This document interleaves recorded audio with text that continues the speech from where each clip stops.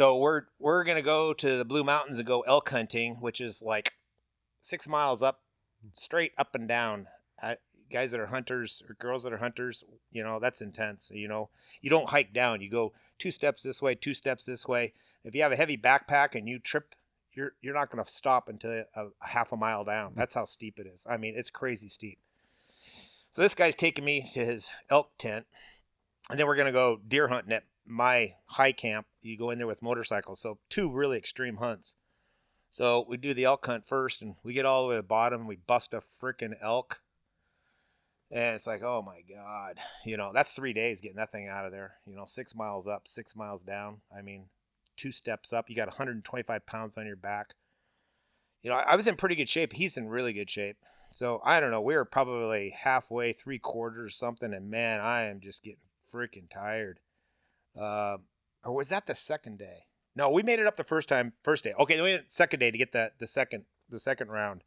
So yeah, I'm on the second round. So yeah, wasn't that bad. But so then, on the second way up, then it started snowing and blowing and cold. And man, I was just beat, tired. And I wanted to lay down in the snow and just take a nap. I mean, I needed to rest. I mean, I was just physically just shot. And he's taking this gun and poking me in the back. No, he would not let me sit down and freaking rest. I mean, dude, just leave me alone, man. I just need like 5. No, get moving. There ain't no stopping. Fuck, dude.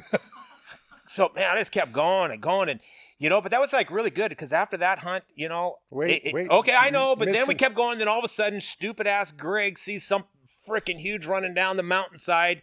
And I go, dude, leave it alone. He lays his scope on and dumps a freaking bear. The thing goes all the way down 4 miles. We have to like go all the way back down to go get this stupid ass freaking bear. And oh my God, are you freaking kidding me, dude? Oh my God. But I left my backpack up there, but I took some of my other stuff with me. And man, we had to hike all the way down there. Skin out. I mean, it's pitch black. We get down there. I mean, it's hard to find. It's starting to get dark. So we're just tracking blood. And here's that bear. Jumps up on us, man. Oh, it just laid like 2 rounds into that thing. Then it goes down a little bit further. We go down a little bit further. The thing was still not. Bears have a will to live, man. We dumped like 6 rounds into that thing. So finally we skinned it. Greg, God, he takes that freaking bear, the hide and everything, and we have still come back now and get the meat. We got a bear we got an elk to get. And then he takes that whole freaking bear and puts it on top of his pack along with the elk rack. So he's got a freaking huge ass elk rack, and then he's got a freaking bear on top of his backpack. And then so he's probably packing 185 or I don't know, way up there. I'm 125 or something. Insane. I could barely make it back to camp. I mean, it was like 3, 4 in the morning or something. Everybody's worried about us. I mean, we got up at like 3 in the morning and we're getting back at 4 in the morning, hiking the whole freaking time. And I could not get up the next day. He's up and he's down again. I'm going, holy shit, dude. How do you do that? But, you really learn a lot by that. It's like reference point, It's like even in life, when you think you just can't go any further, if you keep going, you go so much further than you realize you can go. And then you build this new reference point. It's like, whoa, no, I don't care. This hurts like hell, but you can still go more, So I learned that from Greg. So that was really cool. And I said, okay, now we're going to go to my camp after this. I literally, I thought I was going to die out there, man. I had 0 energy left. I don't know how I made it back to camp. I don't know if you guys have ever been that exhausted. I mean, I was that exhausted. I had nothing left in me.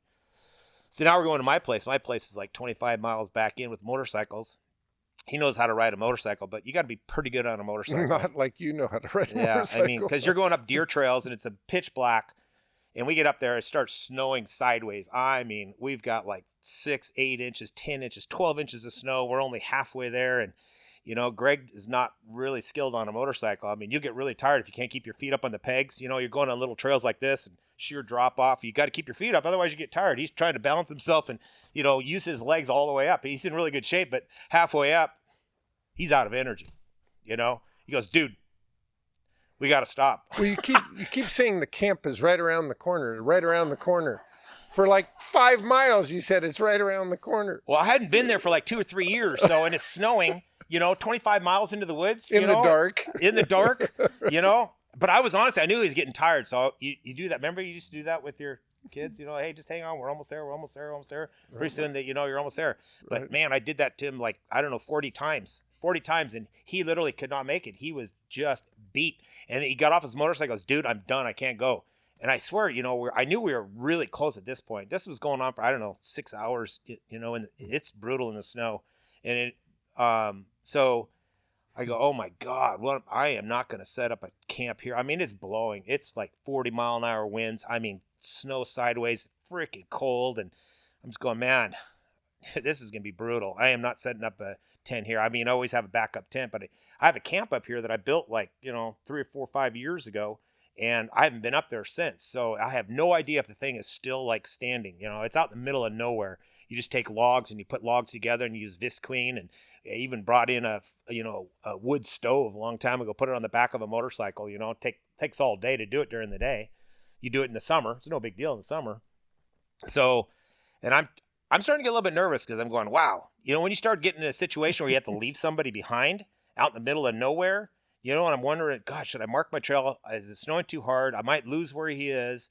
You know, I'm just going, okay, this is getting serious. You know, he's not going to go, and there's no like, I can't go. Well, he can't go. He's physically I'm out off of it. my bike, laying in the snow, going, I'm done. I'm cooked. So I couldn't even get him to hike, and I didn't want to hike because I didn't want to leave our packs behind. I wanted to leave my motorcycles behind.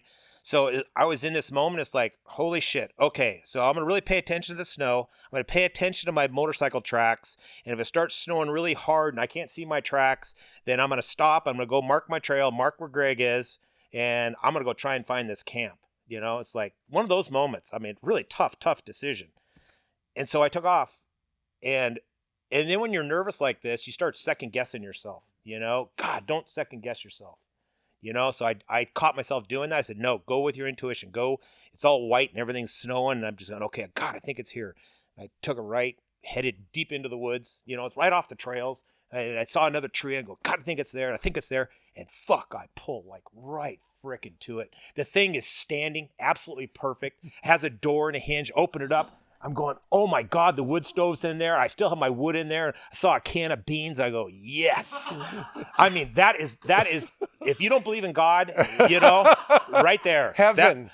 It was heaven. Oh, it was complete heaven. I'm going, oh my God. So I left my motorcycle there and I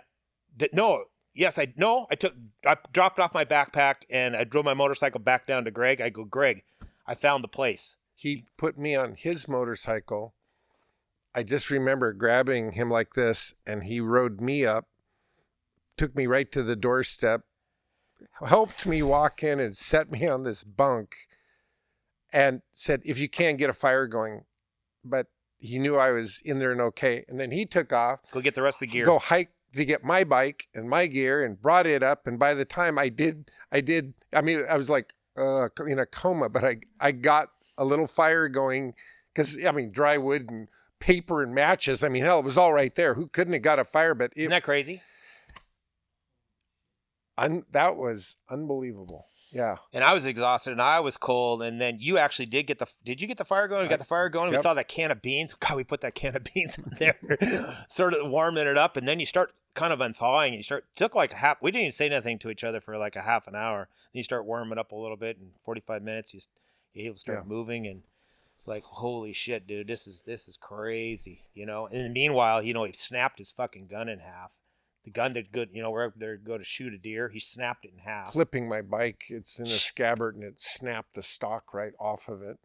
And so now I don't even have a rifle to hunt. So we're taking out it's like, I was going, Greg, you sure you know, we made it here. We'll just like, you really want to go hunting tomorrow? I mean, I was just so freaking freaked and flipped, and he goes, no, we're going hunting. I said, okay, right on, we're going hunting. So then he starts taking his gun and making splinters out of like it. Like a splint, like you'd splint a leg, and I had athletic tape, and I taped the stock back on, and it was real wobbly, but at least and we ended up getting a big deer the next day. We got up in the morning, we hiked another 5 miles out of camp, and freaking busted a deer. Wow. Yeah.